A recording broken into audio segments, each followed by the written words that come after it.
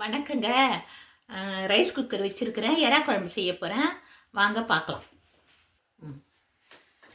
இப்போ தேவையான எறா குழம்புக்கு தேவையான பொருளுக்கு வெங்காயம், தக்காளி பழம், பூண்டு, எறா. இது வந்து தக்காளியும் வெங்காயமும் அரைச்சி வச்சுருக்கிறேன். புளி, கத்திரிக்காய், எண்ணெய், வெந்தயம், கடவுள்தம்பருப்பு. இவை அனைத்தையும் இந்த எறா குழம்புக்கு தேவைப்படுது. இப்போ எண்ணெய் ஊற்ற போகிறேங்க. கடவுள்தம்பயிறு, வெந்தயம் போட்டிருக்கிறேன். ரைஸ் குக்கர்னு எடுத்து ரைஸ் குக்கராக இருக்கிறதுனால இப்போ வந்து இதை மூடி வைக்க போகிறேன். கடவுள்தம்பயிறு, வெந்தயம் பொரிஞ்சிருச்சுங்க. அதை கருவேப்பிலை போட்டுறேன். பொரியுதுங்க. இப்போ வெங்காயம் போடுறேன். இதெல்லாம் ஏன் தெரியுமா முன்னாடியே போடுறாங்க? இந்த குக்கரில் வந்து மூடி போடணும். மூடி போட்டால் தான் பொரியுது. அதனால எல்லாத்தையும் ஒன்றாவே போட்டு அது வந்து நான் மூடி போட்டுருவேன். இதை பாருங்க, தக்காளி போட போகிறேன்.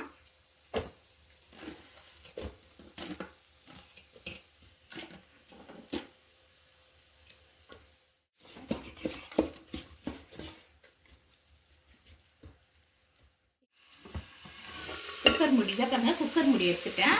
இப்போ கொஞ்சம் பூண்டை தட்டி வச்சிருந்த பூண்டை போட்டுக்கினேன்.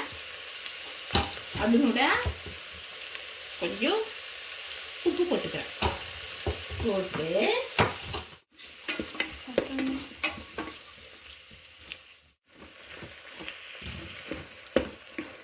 வீட்டில் அடுப்பு ஏதாவது ரிப்பேர் ஆயிடுச்சுன்னா அதை குறிச்செல்லாம் கவலைப்படாதீங்க. ரைஸ் குக்கரில் சோறு வச்சுக்கலாம், குழம்பு வச்சுக்கலாம்.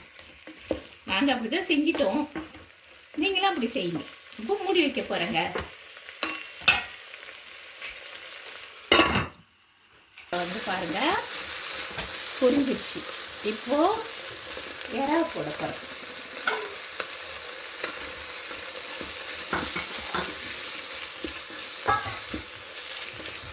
நான் எறா வந்து துண்டு துண்டாக வெட்டி வச்சுக்கினேன். ஏன்னா வந்து எறா குழம்புக்கு கொஞ்சம் எறா போட்டால் கூட போதும். ஆனால் எறா விந்தாளிக்கெல்லாம் செய்யணுன்னா நம்ம முழுமையாக கொஞ்சம் அதிகமாக போட்டால் நல்லாயிருக்கும். இதுக்கு வந்து கொஞ்சம் அந்த வாசனைக்கு அப்படி போட்டு செய்கிறேன். இருக்கிறத வச்சு செய்கிறேன். இதை பாருங்க, ஒரு டீஸ்பூன் அளவுக்கு குழம்பு தூள். நாங்கள் அதிகம் காரம் சாப்பிட மாட்டோம், அதனால தனியாத்தூள் ஒரு 2 டீஸ்பூன் அளவுக்கு தனியாத்தூள். இதை பாருங்க, கிளறி விட்டுக்கிறேன்.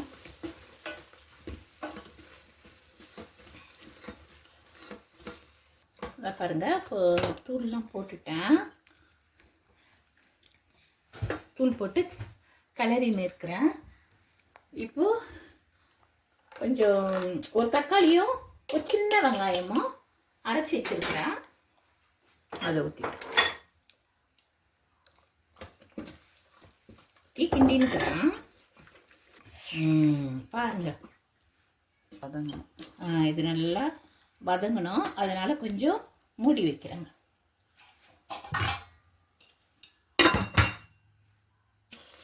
பாருங்க, இப்போது நல்லா வதங்கிடுது. வாசனையாக இருக்குது. இப்போ பாருங்க, புளி தண்ணி ஊற்றி விட்டு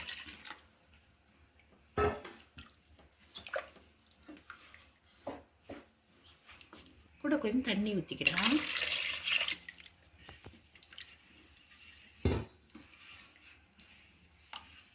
போட போகிறேங்க.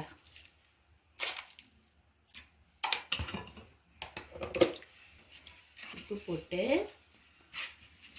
எல்லாம் ரெடியாக செஞ்சுட்டேன். இப்போ கொதிக்க வைக்கணும். மூடி போட்டு இப்போ குழம்பு ரெடி ஆகிடுது. திறக்கிறேங்க. இதை பாருங்கள், குழம்பு ரெடி ஆகி போச்சு. எறா குழம்பு ரெடி.